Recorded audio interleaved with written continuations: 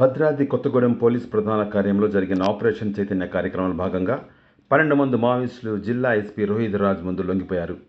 లొంగిపోయిన మావోయిస్టుల్లో 3 మహిళలు కూడా ఉన్నారు. వీరంతా ఛత్తీస్గఢ్లోని బీజాపూర్, సుక్మా జిల్లాలకు చెందినవారు.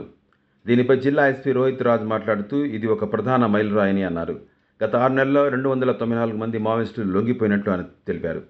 లొంగిపోయిన ప్రతి మావోయిస్టుకు 25,000 రూపాయల రిలీఫ్ చెక్ను ఎస్పీ అందజేశారు. ये न्यूज़ को पेश करते हैं हैदराबाद होम अप्लायंसेस।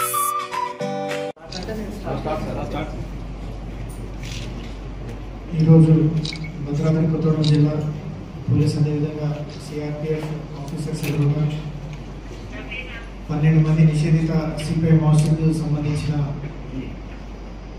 డివిసిఎం అదేవిధంగా ఏసీఎం అదేవిధంగా మిలిషియా క్యాడర్ 12 మంది ఈరోజు సరెండర్ అవ్వడం జరిగింది.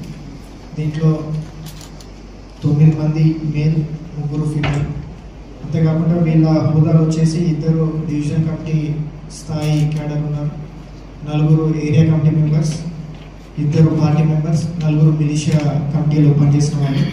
ఈ డివిజన్ కమిటీలో కూడా పనిచేసిన వాళ్ళలో మన సౌత్ బస్తా డివిజన్ కమిటీలో కిస్టారం ఏరియా కమిటీలో 8th ప్లాటూన్లో పనిచేసిన వాళ్ళు, అంతేకాకుండా వెస్ట్ బస్తా డివిజన్లో పనిచేసిన వాళ్ళు ఉన్నారు. అది కాకుండా ఒక మనకు బెటాలియన్ నుంచి కూడా 1st బెటాలియన్లో పనిచేసే పార్టీ మెంబర్ కూడా ఈరోజు సరెండర్ అవ్వడం జరుగుతుంది.